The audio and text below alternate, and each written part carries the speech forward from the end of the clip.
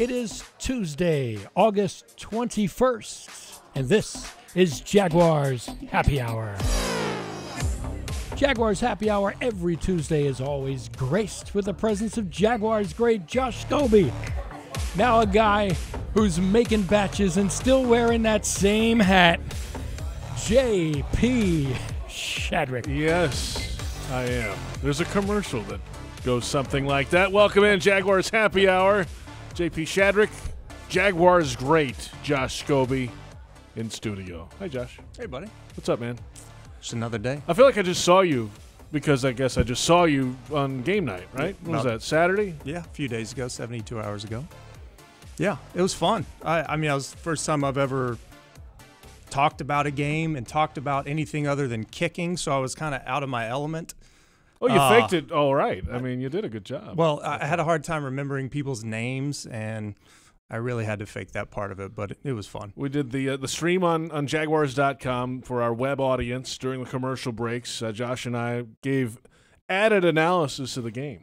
Really in-depth look at what happened in the previous segment of football. Yeah, in depth, like what direction they kicked the ball, either left or right or down the middle. That's all I can give. I think I asked you after the Vikings missed a field goal and hit the upright. We came right on. It's, oh, perfect. We got a kicker right here. Josh, what happened? And what'd you say? I said he missed it. Yeah, thanks. He pushed it right. Really digging I mean, deep. honestly, there's sometimes that's all you have to say. I can't tell you that his foot was 10 degrees open to the right and he pushed it a little bit. Sometimes you just missed it. Plenty to get to today. Here are the big three things for today's Happy Hour program. Preseason Week 3. The dress rehearsal game coming up Saturday against the Atlanta Falcons. A Pet Paradise Dog Park update. Fernando Acosta-Rua is in studio. He'll join us next segment to give us an idea of how it went the first week and what to expect moving ahead on the south end of TIAA Bank Field. And Social Scobee, the social butterfly that you are, we'll answer some social media questions coming up in the final segment. Oh, and John Osher's going to join us today as well. Oh, geez. We got to see him We've again. got to deal with that guy today, all right. too. I guess I'll be okay with that. Let's start as I guess I can't say we always do. We've only had one show. But as we always have, every week. The 1 week we've done the show, we started with the shirt early. Oh, so yeah. today, a special DTWD original shirt, King Ramsey shirt. Yeah, I think it's kind of fitting. You know, he was suspended for a week, and now the king is back on his throne. The picture is actually perfect because Leonard Fournette posted a video of Jalen yesterday in the locker room when he came back, and this is literally the exact face that Jalen made about his happiness that Leonard was filming him. So it's good to have him back, and hopefully things can get a little bit better. It seems, just talking to the guys in the locker room the last couple of days, they're not too worried about that part of it. Jalen's going to be Jalen on the field. That's the most important part, and things will come around, I think, at some point. That's at least the feel I got. Yeah, absolutely. I mean, over the years that I played, I saw many fights on the field, many in the locker room as well, and that stuff happens. You just got to deal with it. You got to take it as a man. You got to move on, and you got to do what needs to be done to make the team better. Who fought Josh Scobee? That's what we want. We want names. Well, I've nobody. You better. You're gonna come with the best. You better be the best. I was bullied one time. It was by Daryl Smith. Oh, jeez. This is not a lie. So Daryl used to come by through the way, locker room. Daryl's like the nicest guy ever. Quiet giant. Just never said a word, but just crazy strong country boy with a ton of strength. I made him mad one time. I popped off to him, said something he didn't like. So he picked me up and threw me in a rolling laundry hamper, and rolled me around the locker room and dumped Gatorade and baby powder on me. And I'm trying to yell at him, tell him that Daryl, we're the same age. We got drafted the same year together. I'm not a rookie. Stop doing this to me. But after a while, I'm trying to get out. He just kept pushing me back in there, and I had to deal with it, unfortunately. What did you say? Or can you repeat it? He said something to me along the lines of, you know, what are you doing? You're just watching TV. And I was watching TV in the player lounge. And I said, something about more than you did in the game last week or something like that. Along those lines. That's just how kickers have to be sometimes. We like to talk trash and keep people on our level. And that was the last time I talked trash. That was the last time. That was it. You learned your lesson. Yeah, unfortunately, I didn't learn my lesson, but for that day, I learned my lesson. You didn't talk to Daryl again like that, probably. No. He's a scary individual. Tough dude. Yeah. Good dude, though. Heck of a player, but, man, big bully. So you might be overselling that a little bit. I mean, oh, no. Then again, I was the one not dunked in a laundry bin and, all that. Yeah, I have witnesses. So. Sounds like you're still a little upset by it. Scarred, upset, yes. All of the above. What else is going on this week? Hey, the offensive linemen are back. That's good news. Not Linder. I would be shocked if he played this week after coming out of the game with a knee injury. But Norwell's back on the offensive line. Parnell's back in there at practice. Good sign. I mean, this is a group you want together. They were together the first couple of weeks of training camp. And the last week or so, there have been kind of some nicks and some concerns. Nothing too major. That's a good sign. When you have guys going back on the practice field ahead of preseason week 3, that's what you want. You want as close to the full strength going into this game. Yeah, I mean, you want to get those guys on the field together as much as possible, and they haven't been like that for a couple weeks, like you said. So to have a couple of them back healthy with Linder still out, hopefully he can get those dings and bruises healed pretty soon. But it's always good to have at least 4 of the 5 starters practicing and on the field together at the same time.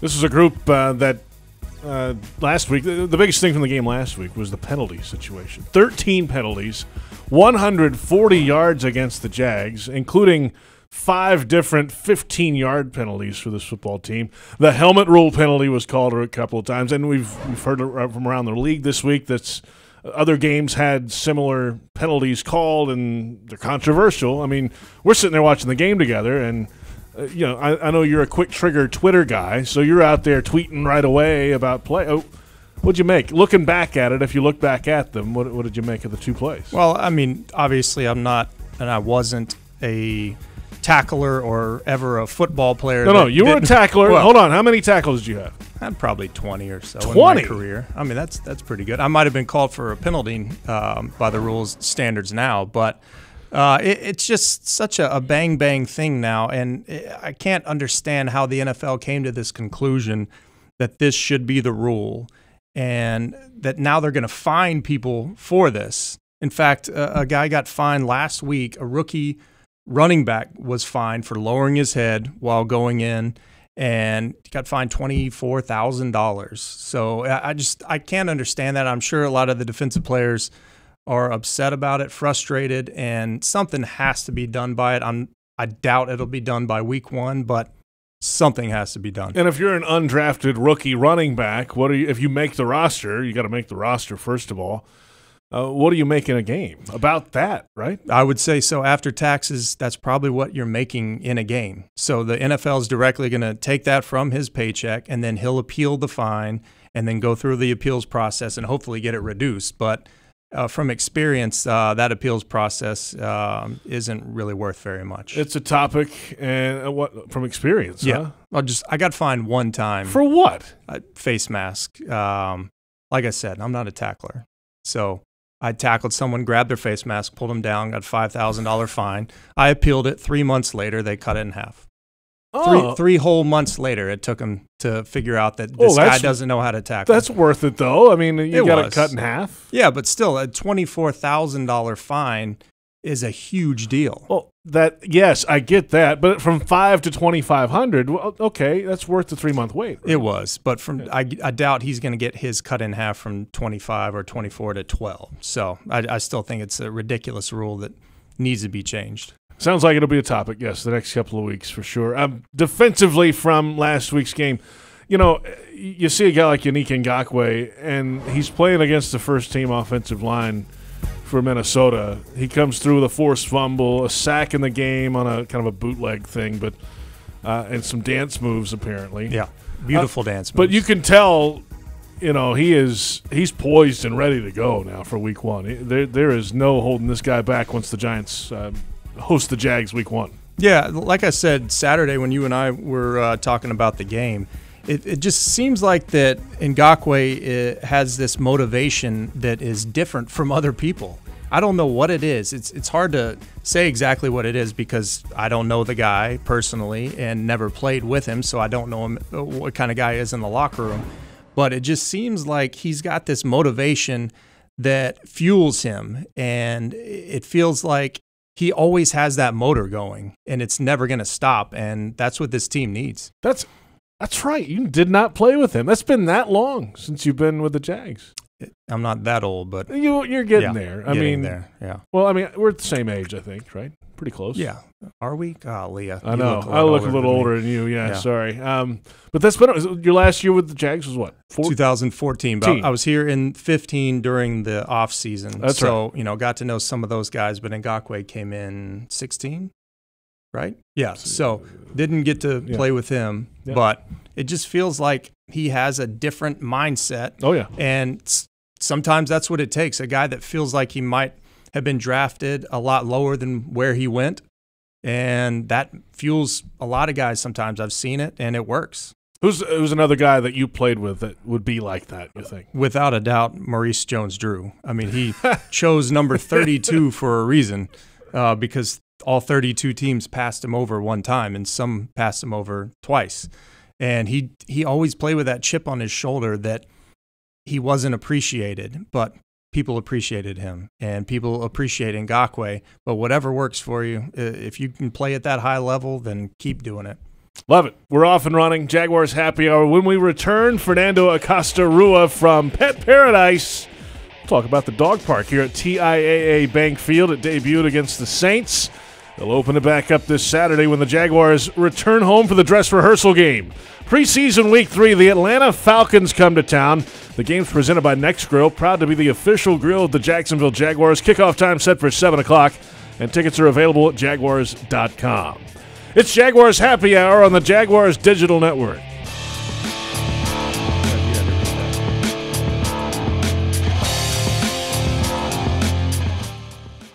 Tito Beverage, founder and master distiller at Tito's Handmade Vodka. I've been doing this for 20 years, but success doesn't happen in a vacuum. Thank you for helping me move this thing along. You helped me get this thing going in the early days by telling 20 of your closest friends about Tito's. They told 20 more, and it kept growing from there. We wouldn't be where we are today without your support. Thank you very much. Go to Tito'sVodka.com and pick up some Tito's gear. All proceeds benefit our charity partners. Cheers. 80 proof Tito's Handmade Vodka, distilled and bottled in Austin, Texas. Tito'sVodka.com. Jags fans, experience TIAA Bank Field like never before. Visit Jaguars.com/tours and book a guided behind-the-scenes tour presented by Fuel Up to Play 60. Hear stories of great plays by Jaguars legends. Get up close and personal with the famous video boards. And see why the Travel Channel named TIAA Bank Field as one of the 15 bucket list destinations for any football fan. Discounts available for children, first responders, and military. Visit Jaguars.com/tours for tickets and details. See you at the bank. Jaguars Happy Hour on this Tuesday continues. JP Shadrick, Josh Scobee from the HannaniaAutos.com studio at TIAA Bank Field. Fernando Acosta-Rua joins us in studio, and that is a live look at the Pet Paradise Dog Park at TIAA Bank Field. The CEO of Pet Paradise with us now. Fernando, how are you, man? What's up? JP, good. Thanks for having me here, Josh. Glad to be here. Very excited to be here. This is pretty cool. We got a live That's look a great at this. picture. Isn't that cool? It is. It's the only dog park in an NFL stadium, in any stadium, right? Yeah, we say the only dog park in an NFL stadium, but I don't think there's any dog parks in any other stadium. So I'll go on record saying I think it's the only dog park in any stadium, period.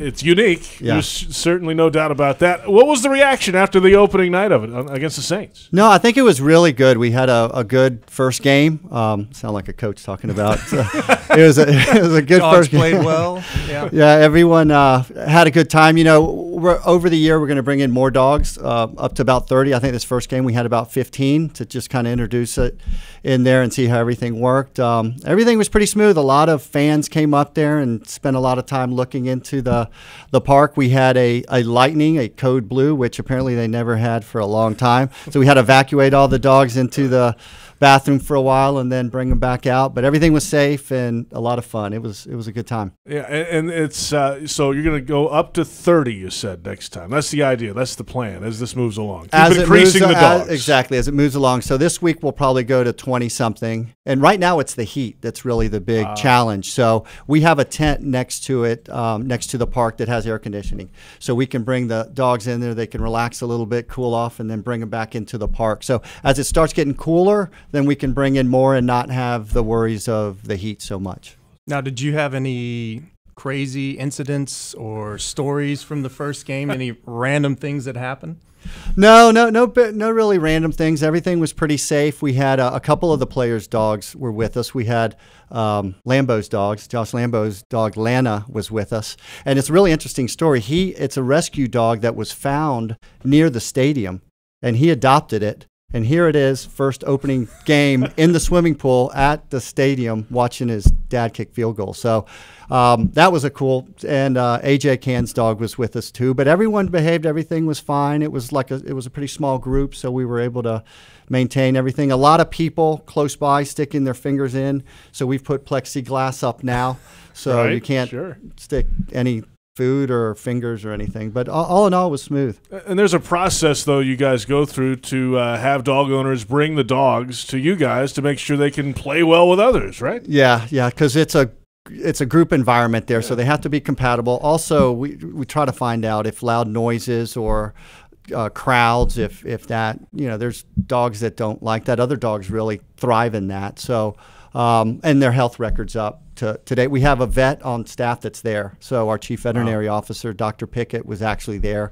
God forbid anything happens. So safety obviously is number one concern, but we definitely have to make sure they're compatible and good for that environment. Well, speaking of safety, are you concerned about a dog that could possibly jump over whatever barrier you have and somehow get on the field while play is going on, bite another player, run off, and then that dog is held liable? I mean, what's going on?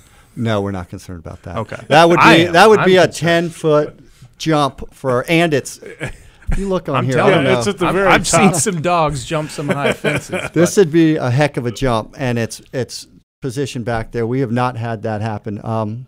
So no, yet. No.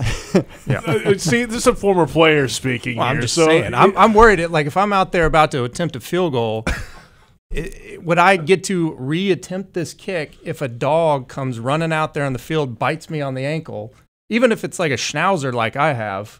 I mean, I might be able to kick it off and attempt the field goal, but if it's a Rottweiler, I'm not getting that field goal. So you're not worried about this?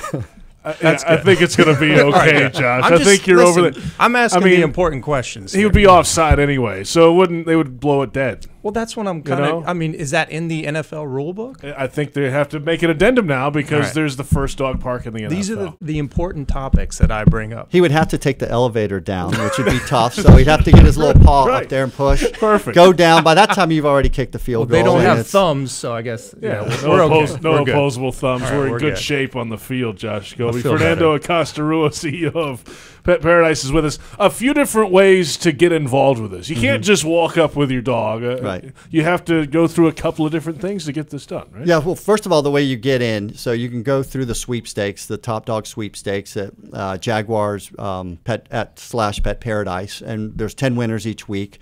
And then after you win, you have to come in for a free Get Acquainted Day. So at that point is when we make sure that the health records are good and it's your pet's compatible. That's one way. The other way is through the Humane Society, where you can go on their website and there's an auction. So people actually auction to get their pet into Pet Paradise Park.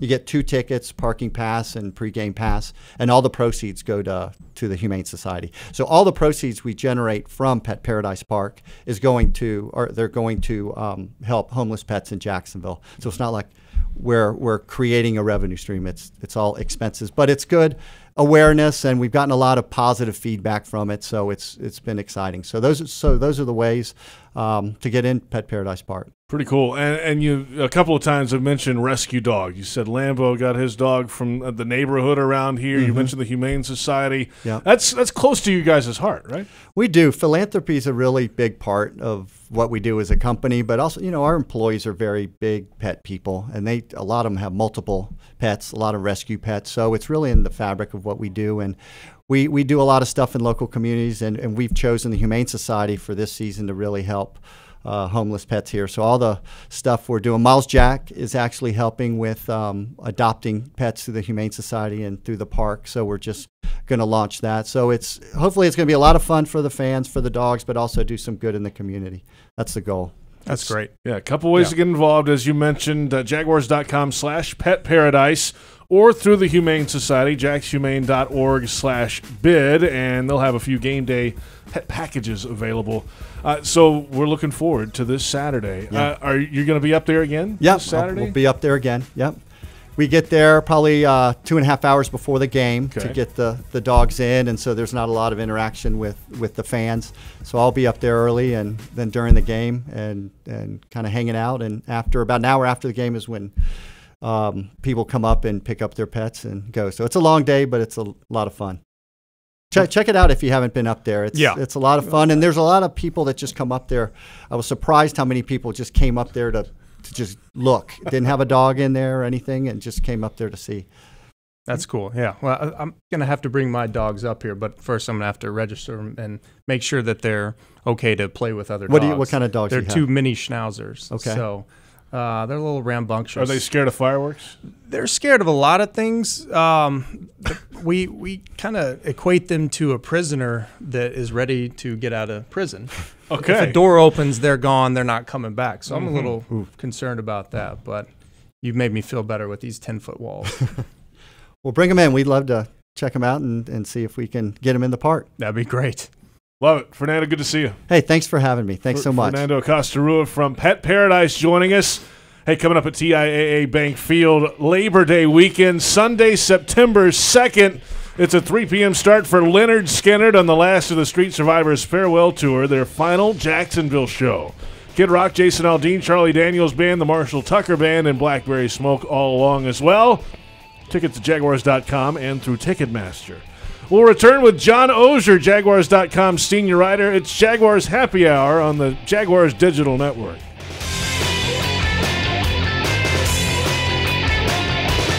Hi, I'm Tito Beveridge, founder and master distiller at Tito's Handmade Vodka. In 1997, we became the first micro distillery in the state of Texas, and we're still making the same smooth stuff after all these years. We're still cooking in a pot still, working with our dogs by our sides, having fun and tasting batches, and I'm still wearing the same hat, even after all these years. Head over to Tito'sVodka.com to learn more about what else we're doing the same. Cheers. 80 proof Tito's Handmade Vodka, distilled and bottled in Austin, Texas. Tito'sVodka.com. At ViStar, we believe in better. And that means treating people better with friendly, personal service that's kept our members happy since 1952. A smile and personal greeting when you enter the branch. An online or phone chat for those quick questions. And a call center that's open every day. If you believe that great service is better, join ViStar. We never forget that it's your money. All loans subject to approval, insured by NCUA. We're back. JP Shadrick, Josh Scobee, former Jaguars kicker. Jaguars great, Josh Scobee. It's nice of you. Thank you. It's nice of you to join us. I appreciate it. It really is. There's the fun. Pet Paradise Dog Park on the south end of TIAA Bank Field. You just heard from Fernando Acosta-Rua, the CEO of Pet Paradise here in studio. Things went well week 1, and they're hoping to expand the dog capacity as they move along here. Well, the capacity will be the same, but I think they'll add the dogs. So there's that. I just have the question that's popping in my mind. Yeah. What if there's a Great Dane? Okay. Like a 7-foot-tall Great Dane that has a wingspan of 10 feet. Okay. He gets himself up on a table somehow, jumps over. Dogs can be smart like that, yes. Yeah. Who's going to stop that Great Dane? Gravity, maybe. I mean, it's going down because saying. once they hop the fence, they're going down to the terrace suite. I mean, this is a revolutionary thing with the dog park and whatnot. I'm just a little concerned for fans. That's all. You're scaring people, you know. man. What are you doing? What in the world is I don't going know. on? We had the CEO of Pet Paradise coming in, left, be a nice so guy, now coming in. But what if you get a little like dachshund, little ankle biter, somehow Yeah. goes underneath the fence? I think they fixed the fence. I think the fence is fine. I'm worried Josh. about the fence. I can tell. I need to talk to the people about the fence. Well, John Ozier, will you please come join us, senior writer, Jaguars.com. Josh Scobee's off the rails today. I'm on a tangent. He's concerned about, dachshund dogs and them going under the fence. Great Danes. The whole thing. Would you go to Kohl's on the way in? You wearing T-shirts on the set? Listen, buddy, I've been business casual for a long time. This is my business casual. Yeah. So What did you do today, Josh, by the way? Yeah. I mean, After do you 10 really o'clock wanna when know? you rolled out of the rack. Yeah. I played golf. You slept in. No, I didn't. What time sleep did you in. tee off? My kid had school this morning, so I dropped him off at school at 7:45. I went to the gym till 9. Played golf from 10 to 2. Now I'm here. What a day. What a day. I want to be Josh Scobee when I grow up. What'd you lift? Huh? Well, yeah, what What'd was you your lift? workout? I mean, I did some curls. I did some, lower body. You see him? Yeah. Did he just flex on Yeah, set? Well, this JP? shirt All right. is very Yeah. form-fitting, Well, so, yeah. it's nice to, Oh, dear. hello. Yeah. So, yes, it's, I had a good day. Yeah. Yeah. Every day's a It's good nice, day, it It's sounds nice like. to be a retired kicker. That's all I can say. But honestly, your days weren't that much different when you were playing. Yeah. Unbelievable. The What's amount new? of respect. And you're not the only person that talks like that to me either, because there are lots. Right. But yes, it was You're more wa- stressful being a kicker. Sure, I get it. You had that 5 minutes a week. Yeah, it was It's tough. tough. It's like It was 15. today in the of all things, specialist, right? Carson Tinker's walking around the locker room today in open media time, so I can talk about it. Iced down, both shoulders, arms. Malik Jackson comes up to him. What, did you pitch 8 innings today? What in the world is going on here?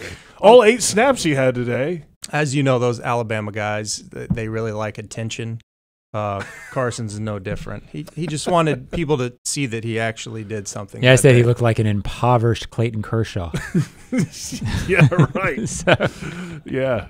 Minus the Cy Youngs and the height and the and the pitching talent. $275 million Oh, contract. athletic Yeah, that too. ability. Yes. yeah, all of the above. Good looks. Hey, big trade rumors today, John. Dante Fowler, Jets, Manish Mehta of the Daily News in New York had the story today. What do you make of all this? Well, I don't doubt he's a good reporter, so I assume that the Jets made a call. I would, and you never say never on these things, because there is the situation where everybody knows Dante Fowler has 1 year left on his contract. It seems doubtful that he would re-sign just because of a lot of the salary cap machinations. That's a big word, Josh. Machinations. They'd go into it that everybody knows about. But to me, I don't know that you trade Dante, because I don't know that you get the value that you're going to get on the field for 15 games from him this year. It would surprise me if they trade Dante, but I've been surprised before. They seem like if he's gone, you're not as deep as you were before. I mean, this is a deep, even with him out Right. that game.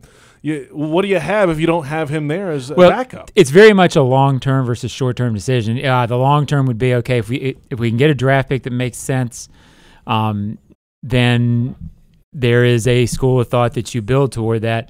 On the other hand, as you said, JP, this is an incredibly deep defensive line right now.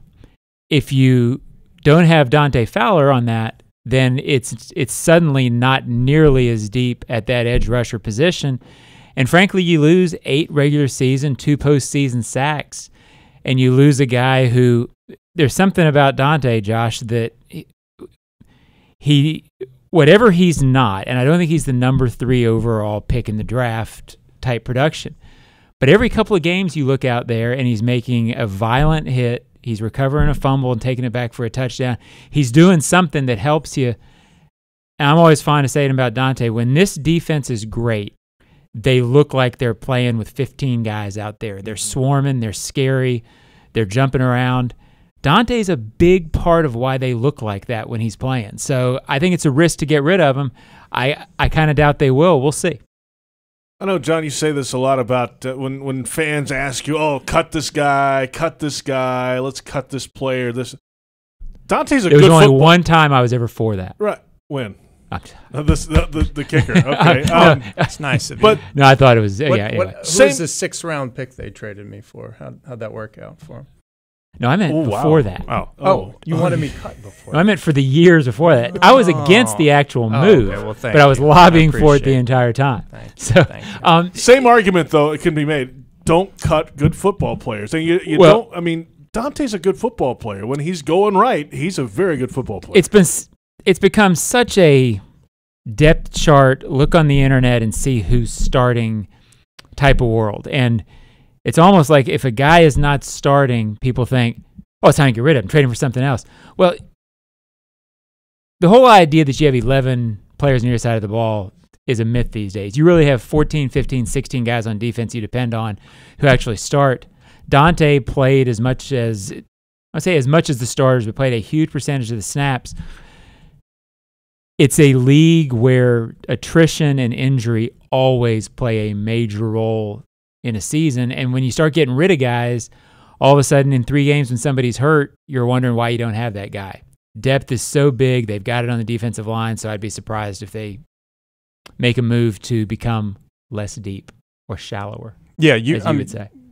Well, like you were talking about the energy that Dante brings, whenever that energy is going the right direction and he's not committing personal fouls or, getting penalties for random celebrations and whatnot. I mean, he's a heck of a player. Right. And, I read Twitter, I read random things that fans say, cut him, do all these things. But like you said, they don't understand that the depth chart is depth for a reason. I mean, there aren't 11 players playing. People do get tired. People do get injured. Especially on the defensive line. Correct. And the there are fatigue. packages that Dante comes in for that might not have him starting on the starting 11, but when he comes in, he's there to rush the passer. He's there to make a violent play. And when he does, he makes a big play. He played enough to get 8 sacks last year somewhere. So he was on the field at least 8 plays. Sure.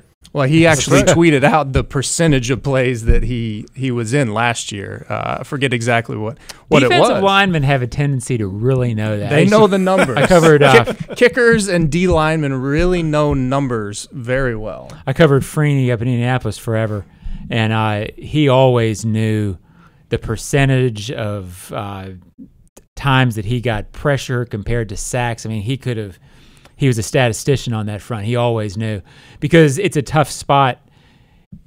Pressures can be as important as sacks in that spot, so they always know what they got and their percentages on that. Well, yeah, agents are always throwing that in our heads too because that's what they use for negotiating tools whenever seasons are going or whenever their contracts are up because that's what the NFL is all about is stats when it comes to negotiating a contract. But fans don't necessarily care about it, but that is the truth. That's what happens. I think we kind of glossed over something during this conversation a moment ago. You have a little bit of an edge to you about the trade still, Josh. No. I mean, I don't know. There was a little something there. There was an it was undercurrent just- of a tinge of. I just felt like John was saying that I was he anti-you okay, the entire good. time you played, thought we had a except for thing. that day. Oh, except for that. That still doesn't make any sense. I was to mad me, about but- the trade Okay.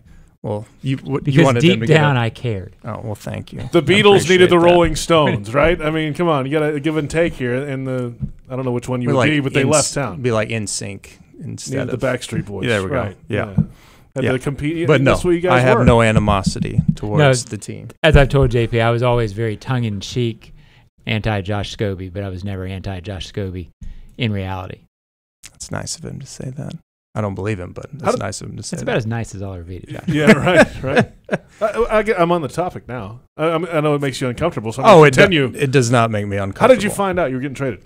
I was driving home, running an errand after practice, coming back home. My agent called me and said that I was getting traded to Pittsburgh. And he could have said I was getting traded to Siberia. It's pretty much the equivalent to Pittsburgh.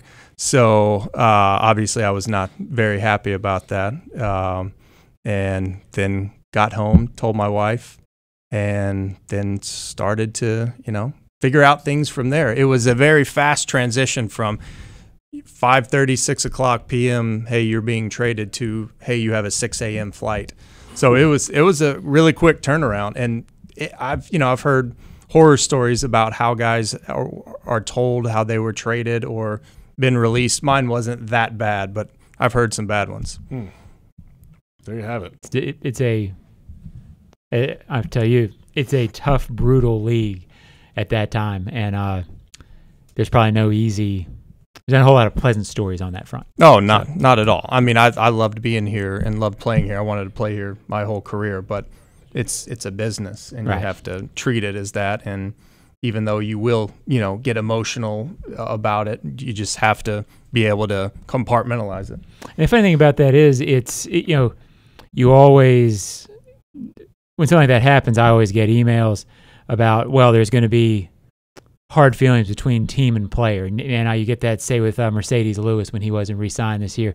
And the reality is, it's odd. It is such a business that most guys and teams eventually understand that just because the ways parted and it's never pleasant to part ways doesn't mean that player isn't going to be lauded and even loved throughout time. Yourself, obviously, but so many guys. It's so rare in this league now for a guy to play the entire career with one team. That's just part of the fabric, I guess. I mean, or doing radio shows. Tony Baselli went to another team. You went to another team. I mean, and here we are having to deal with them again. Yeah. Well, I mean, geez. Wow. I'm sorry. I could leave. Life throws you curveballs. We got 22 minutes left. I mean, that's the beauty. That's how it works. Yeah. I mean, that's kind of what we love about Jacksonville. There's so many guys that played here for a long time or even a short amount of time that they end up making Jacksonville their home because we love it here so much. I mean, there's many different reasons why you might like to live here, but I've run into a ton of former players that I play with or guys that were before me that live here that make this their home because we love Jacksonville. I get the Kickers didn't make that much, but did you not get enough to buy non-T-shirts? Well, I got a free deal with it. Yeah. Duval till we die. Free as me. Yeah. Free as me. All right. So, yeah, free is the best. Let's see this. I'm sure you've shown it off already. King Ram. Oh, absolutely. Look at that face. It's the most beautiful thing. It's a fantastic shirt. Yeah, I'm sure you've seen and they that honestly face do a great job. Times too, well, right? yeah. Does he give you that face? I think we're okay. Did you survive? But I wouldn't the say purge? for sure. I haven't been unblocked. I mean, I haven't been blocked yet. Okay, good. I survived it too. There's I don't time. know why I would get blocked, but right. you We'll never come know. back. Hey, we'll come back. Social Scobee right around the corner. Ooh. Yeah, we're going to delve into social media with the Jaguars kicking great Josh Scobee. Join Brian Sexton, Ashlyn Sullivan, and occasionally John Ozier each morning, 8:30 for Jaguars Drive Time. Jaguars.com, Jags app, Jaguars social media. It's Jaguars Happy Hour on the Jaguars Digital Network. Hi, I'm Tito Beverage, founder and master distiller at Tito's Handmade Vodka. I've been doing this for 20 years, but success doesn't happen in a vacuum. Thank you for helping me move this thing along. You helped me get this thing going in the early days by telling 20 of your closest friends about Tito's. They told 20 more, and it kept growing from there. We wouldn't be where we are today without your support. Thank you very much. Go to Tito'sVodka.com and pick up some Tito's gear. All proceeds benefit our charity partners. Cheers. 80 proof Tito's Handmade Vodka, distilled and bottled in Austin, Texas. Tito'sVodka.com. Duval Motor Company was founded this month 102 years ago in 1916. Throughout that time, they've proudly served the Northeast Florida community with quality products and services. Discover the Duval difference at any of their 4 locations: Cassett Avenue, Atlantic Boulevard, and Gainesville. Like you, they're proud of their community. Proud to be Duval Motor Company.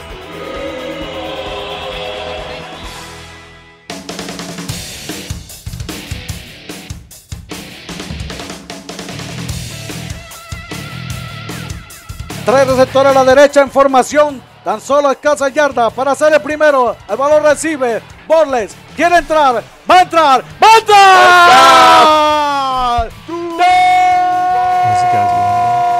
¡Down! ¡Sí, señor, señores! There you have it. The Spanish radio call of the Leonard Fournette touchdown in Minnesota against the Vikings. Javier Carrero, Victor Coro on the call, Andre Del Rio producing. Jaguars Happy Hour continues. You can catch the Spanish broadcast In Jacksonville, WBOB 600 AM, 101.1 FM, and in Orlando, 107.3 FM, Solos Exitos.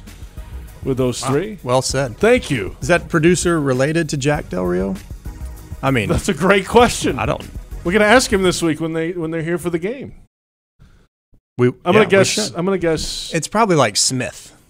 That's what Jones or Smith. But I mean Del Rio. How's Jack's Spanish? I think it's pretty good. It's Jack of the River, so he better know some Spanish. I'm assuming he does. Excellent point. Yeah. Excellent point. Daly's Place, busy schedule.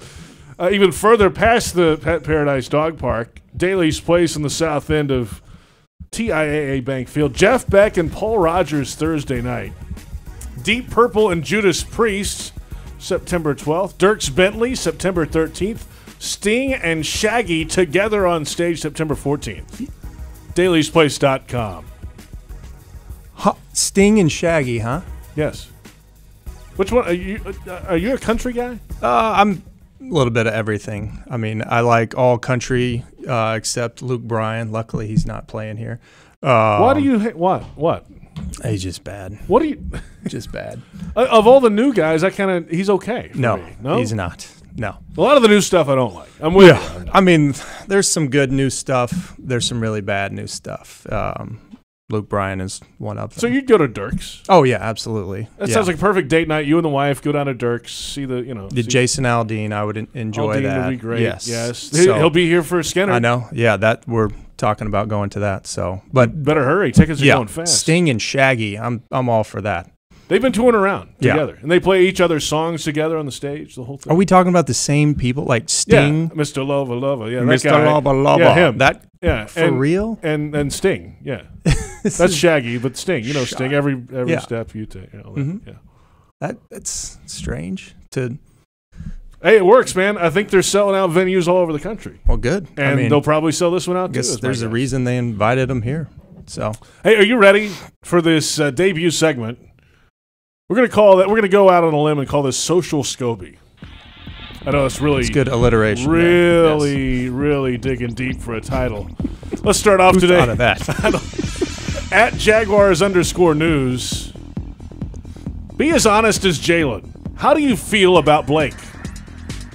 You can answer this any way you'd like. Let me answer it. How he would answer it, like in his type of voice, or just that too, please. No, I can't answer it like he would. It wouldn't do it any justice because Jalen is Jalen. Yes, he is. I mean, Jalen is so good about being honest, but as NFL players, most of the time we're kind of taught to not be honest, to be PC basically. The cliches. You gotta learn your cliches. The cliches. Yeah, take it one game at a time. Whatever I can do to help the ball club. Correct. Yeah. Those type of things. But Jalen keeps it as Jalen as possible, and obviously he got a lot of flack and a lot of attention for the interview that he did. Yeah. But Jalen likes Blake. I mean, you can tell he does, and there's nothing to not like about Blake the person, because Blake as a teammate, granted only was a teammate of his for 1 year, but Blake he's a stud as a teammate because he's tough. He's going to be in there, inserting his personality and what he wants to do, and he's a tough, hard-nosed football player, and people love Blake, and apparently you do too. I do. Yeah, I mean, he's a friend of mine. We play golf together. He's an enjoyable person to be around. So, you're better at golf than he is. So. Yeah, he plays golf lefty. I could play golf better lefty than he plays lefty. He's really, really bad at golf. He's trying to get better at it, but he's really bad at golf. Our next Social Scobee question today from at DAustin96. This is not really worded well, but we'll go with it anyway. Do you agree with me in saying that trading Dante Fowler, given his contract situation, his upside outweighs his downside substantially? I guess they're gathering there that he wants to kind of keep Dante, it seems like. I agree with that. He's right. His upside does outweigh his downside, and when Dante is playing well and playing under control,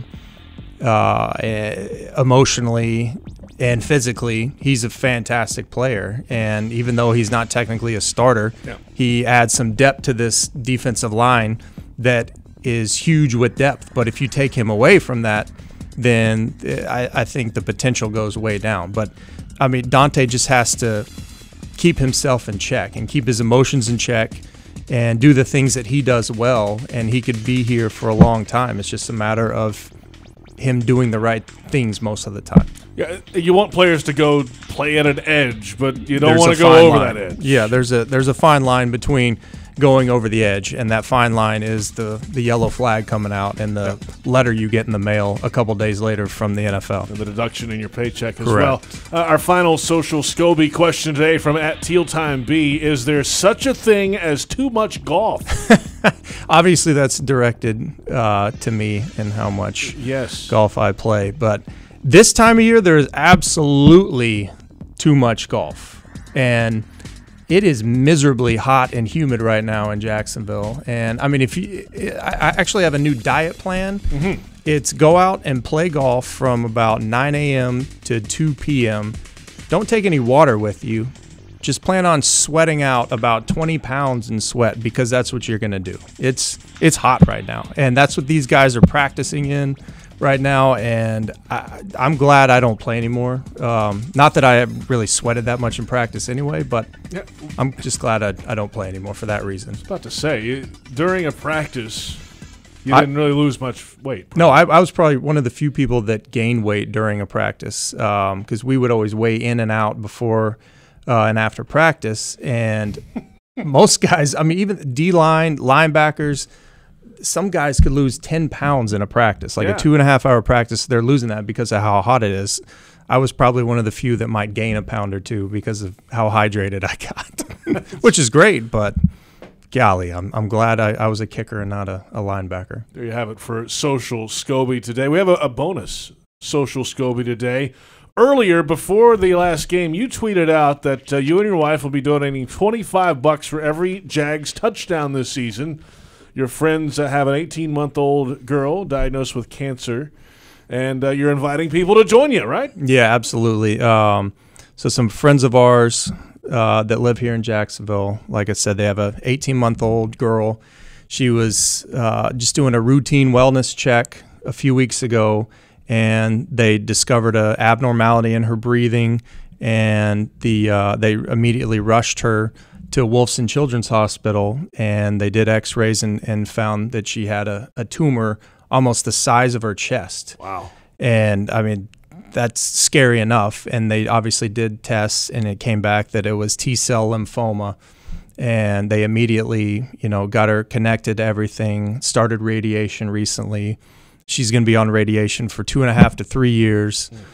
I mean, it's a really tough situation. So my wife and I are, trying to help them out as much as we can. And I've already had a couple other people decide that they're going to donate and match what we are going to donate throughout the year. So for every touchdown the Jaguars score this year, my wife and I are going to donate $25. And last year, the Jags in the regular season, I believe, scored 46 or 47 touchdowns. So you do the math on that. If anyone wants to help out with it, click that link on my Facebook or Twitter profile and reach out to me, and I'll get in touch with you, and we'll go from there. But every week after the games, I'll be announcing, how much money was donated to them. And any money that's not used, they're going to donate to other families that need that assistance. And the beauty of living in Jacksonville and being a part of the Jaguars as long as I was always involved with the community, and especially with anything that had to do with helping out children. And the Jaguars have an affiliation with Wolfson Children's Hospital where baby Lillian is getting treatment right now. And yes, they do.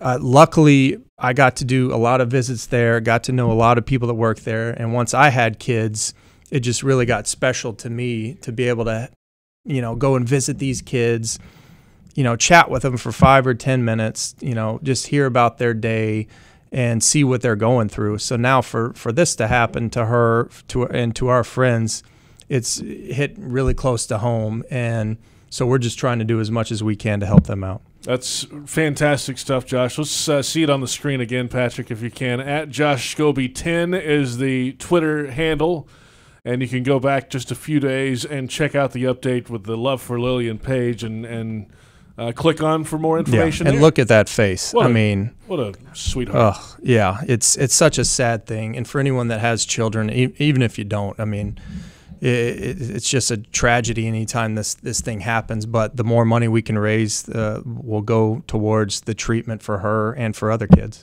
Great stuff, Josh. Well done. And we hope the donations come. Hope the Jags score a bunch of touchdowns. I hope they score 1,000 touchdowns this year, because that would only go to help her out and other kids. You coming Saturday night? Yeah. Oh, we'll be there. Yeah. Tailgating and everything? The whole Tailgating. I mean, preseason game number 3, Atlanta Falcons. We're looking forward to it. Good stuff, Josh. We'll talk to you next week, I guess. Yes, sir. Back here next Tuesday, 4 to 5. 4 to 5. Yep. Josh Scobee in on Jaguars Happy Hour. Thanks to our entire crew, and thank you for watching Jaguars Happy Hour on the Jaguars Digital Network.